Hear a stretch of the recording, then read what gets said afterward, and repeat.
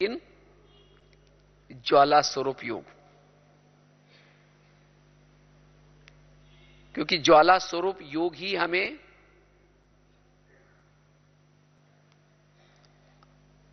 अतीन्द्रिय सुख दिला सकता है, वो बीजरूप स्थिति बिंदुरूप स्थिति बना सकता है, या हमें कर्म योगी की स्थिति की अनुभूति करा सकता है। अब साधारण योग नहीं चलेगा, क्योंकि दुनिया में भौतिकता बढ़ती जा रहे हैं, आकर्षण बढ़ता जा रहे हैं, और थोड़ा भी अगर हम देहभान में आए तुरंत असंतुष्ट हो सकते हैं। मान अपमान निंदा स्तुति जय पराजय। तो इसीलिए अगर मुझे सदा संतुष्ट रहना है तो यथार्थ योग, और उस यथार्थ योग के लिए भी हमारे पास जो ज्ञान है, ज्ञान का सब्जेक्ट जरूरी है।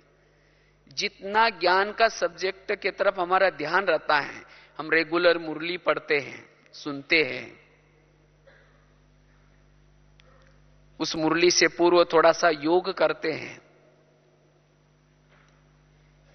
क्योंकि मुरली से पूर्व योग करने से मुरली में बाबा क्या इशारा दे रहे हैं,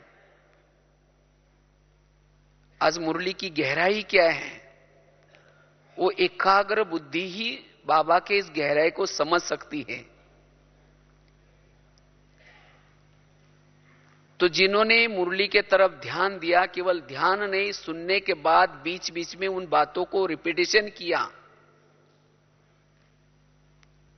वही कर्म योगी बन सकता है। कर्मों में जो भी कुछ बातें आते हैं, उन बातों से वो सावधान रह सकता है, उन बातों के व्यर्थों से बच सकता है, और वही यथार्थ योग करके अतीन्द्रिय सुख की अनुभूति कर सकता है। इसलिए यथार्थ योग के लिए भी ज्ञान की आवश्यकता है, और तब हम स्वभाव संस्कारों की माया से, टकराव से बच करके स्वयं को संतुष्ट रह सकते हैं। तो इसलिए यथार्थ योग के लिए ज्ञान की आवश्यकता भी है। इसलिए बाबा क्यों कहते बच्चे व्यर्थ से बचे रहो, क्योंकि अगर व्यर्थ सोचते रहेंगे, चिंतन करते रहेंगे, तो मन भारी हो जाता है, बुद्धि असोच्य बन जाती है, और जिसका मन भारी है, बुद्धि असोच्य है, वो यथार्थ योग नहीं कर सकता। थोड़ा सा योग के लिए टाइम मिल जाता है, वही टाइम युद्ध में चला जाता है,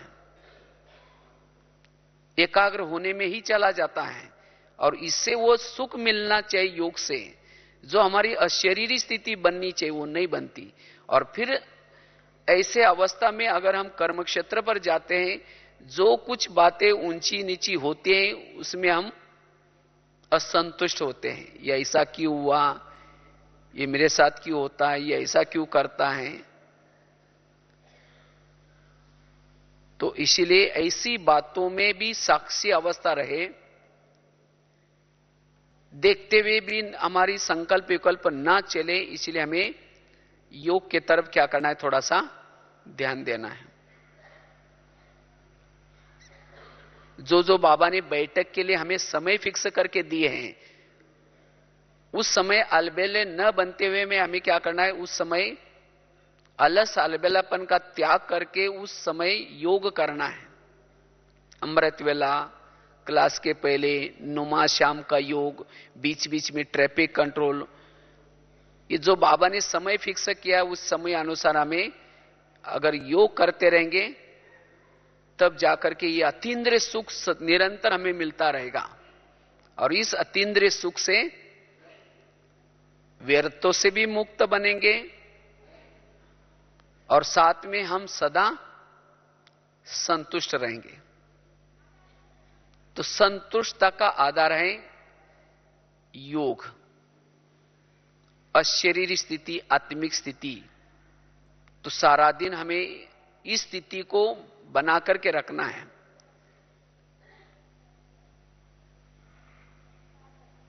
तब हमें वो अतीन्द्रिय सुख मिल सकता है, और उससे हम सदा संतुष्ट रह सकते हैं।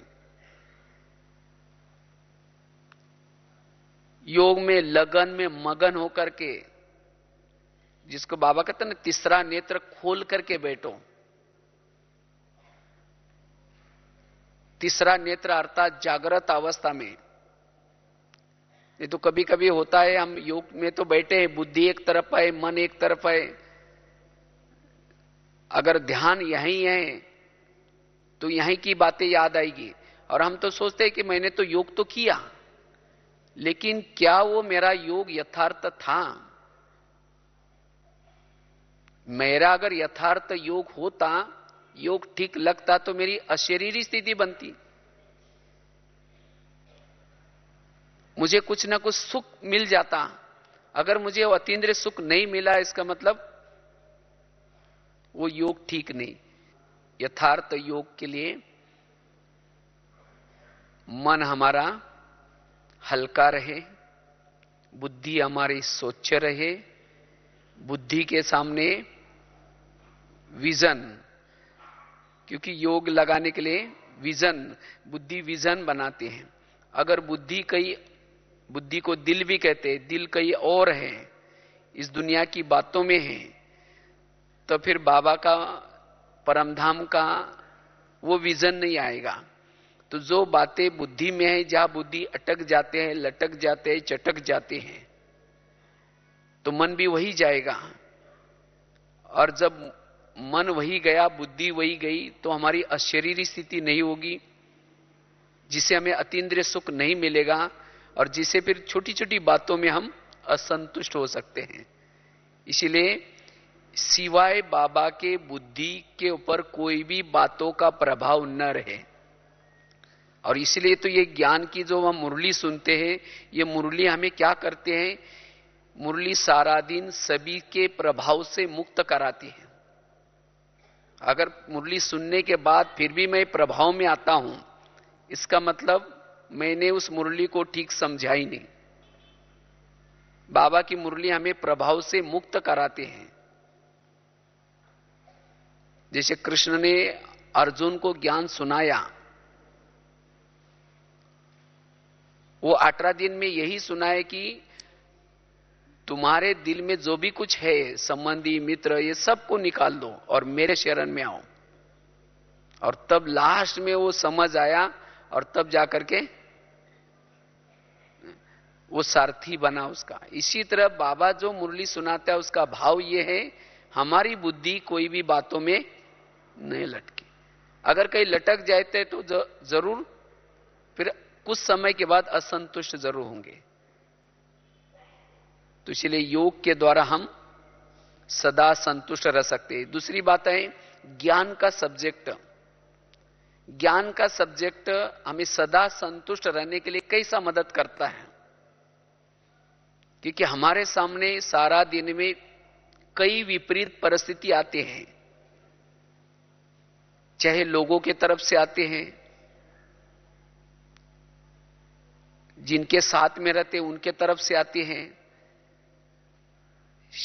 शरीर के तरफ से आती हैं, जिनको हम अपना समझते हैं, जिनको हम मदद करते हैं, जो विश्वासी हैं, उनके तरफ से भी अचानक आ जाते हैं। लेकिन इन परिस्थितियों में, विपरीत परिस्थिति में भी हमारे मन में हलचल ना हो जाए, मेरे व्यर्थ संकल्प ना चले, तो उसके लिए ये ज्ञान का विषय हमें बहुत मदद करता है। केवल मेरे पास योग है, योग किया, लेकिन ज्ञान बल नहीं है या ज्ञान की यथार्थता नहीं है, तो ऐसे परिस्थिति में हम हार जाएंगे। निगेटिव सोच चलेंगे, ऐसा क्यों हो रहा है, ये मेरे साथ क्यों हो रहा है, ऐसा कैसा होता है। और योग होने के बाद भी अगर ज्ञान क्लियर नहीं, तो भी हम ऐसे परिस्थिति में संतुष्ट नहीं रह सकते। इसलिए हमें ज्ञान के विषय को भी क्या करना है, इसका चिंतन करना है। ड्रामा का ज्ञान, कर्मों के गुह्य गति का ज्ञान, हर आत्मा का पार्ट अपना अपना ये ज्ञान। तो ये ज्ञान हमें विपरीत परिस्थितियों में व्यर्थों से बचाता है। क्यों, क्या से बचाता है? और ऐसे परिस्थिति में भी आत्मा साक्षी अवस्था में रहती है, मन बुद्धि साक्षी अवस्था में रहेगी। इसीलिए हमें ज्ञान के आधार से क्या करना है, संतुष्ट रहना है। क्योंकि ड्रामा हमें क्या सिखाता है, ड्रामा हमें यही सिखाता है तुम्हारे जीवन की हर घटना में क्या है, कल्याण है। ड्रामा में यही सिखाता है ये जो संसार चल रहा है, ये खेल चल रहा है, ये कर्मों के आधार से चल रहा है, और इसमें यहां कोई देने के लिए आया है आपको, कोई आपसे लेने के लिए आए हैं। तो ऐसे समय पर अगर हमें कुछ धोखा मिलता है, कहीं से कुछ अपशब्द भी मिलते हैं, तो भी अगर ज्ञान क्लियर है तो ऐसे परिस्थिति में आत्मा एकाग्र रहेगी, निगेटिव से बच जाएगी। तो इसीलिए ज्ञान का हमें क्या करना है, चिंतन मंथन मनन करना है।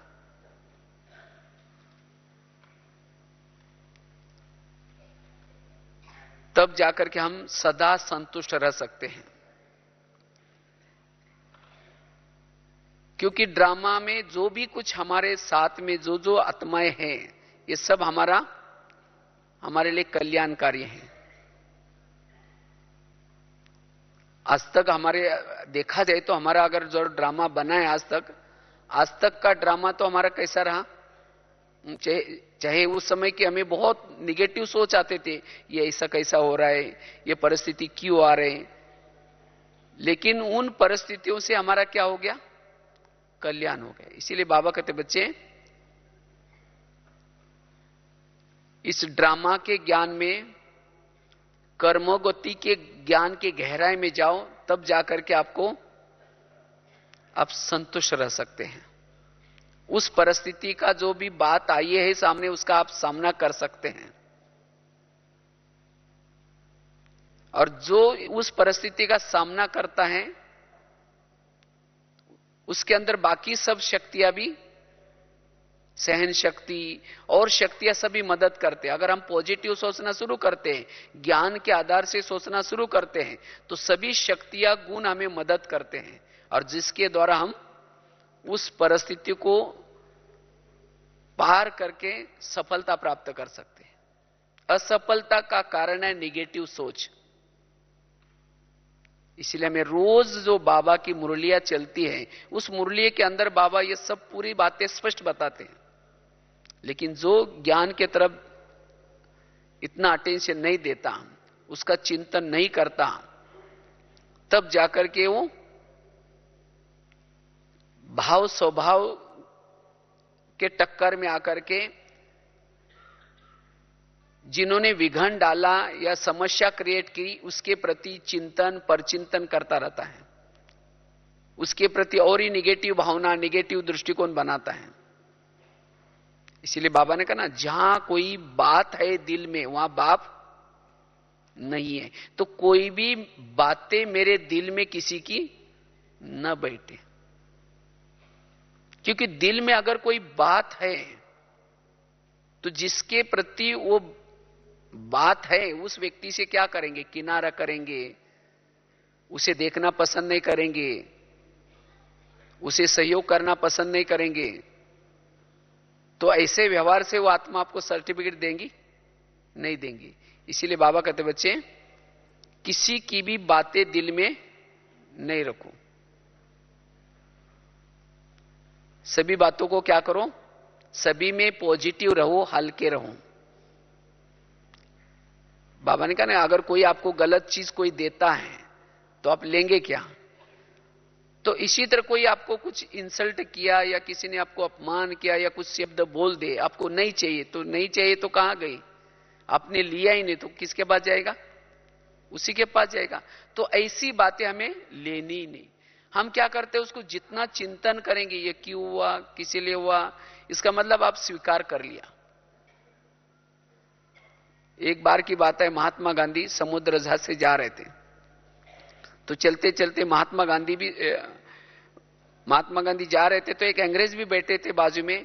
तो अंग्रेज ने देखा महात्मा गांधी ध्यान में मगन होकर के बैठे हैं, तो उन्होंने बहुत सारी बातें लिखी 15-20 पन्ने पर, और लास्ट में क्या किया, उसको पिन लगा करके महात्मा गांधी को पढ़ने के लिए दिया। तो उन्होंने सभी बातें पढ़ी महात्मा गांधी ने, लास्ट में उसकी पिन निकाल करके अपनी धोती को लगाई और सभी पन्ने वापस दिया, फिर ध्यान में मगन होकर के बैठे। तो अंग्रेज कहते कि क्या बात आई, हमने इतनी सारी बातें आपको पढ़ने के लिए दिया, आपने पढ़ा, लेकिन आपको कुछ बुरा नहीं लगा? क्योंकि उसके ऊपर गालियां लिखी थी बहुत सारी महात्मा गांधी के लिए। तो उस समय महात्मा गांधी हाथ जोड़ के कहते हैं आपका बहुत बहुत धन्यवाद, वो पिन मेरे काम की थी इसलिए रख दी, बाकी कागज कोई काम के नहीं इसलिए वापस कर दी। तो इसी तरह अगर कोई हमें ऐसी वैसी बातें देता है तो उसको हमें स्वीकार नहीं करना। और वो कौन स्वीकार नहीं करेगा? जिसको ये कर्मों का ज्ञान है, जो निगेटिव बातों को पॉजिटिव बनाना जानता है, वही इन बातों को अपने दिल में नहीं रखेगा। तब जाकर के उसकी वृत्ति भी कैसी रहेगी? पॉजिटिव रहेगी, उसकी दृष्टि और दृष्टिकोण भी पॉजिटिव रहेगा।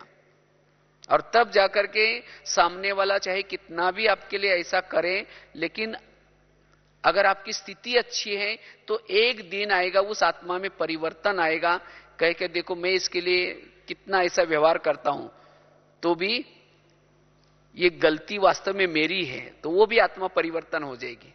और ऐसी आत्मा अंत में आपको सर्टिफिकेट जरूर देगी। इसीलिए हमें क्या करना है,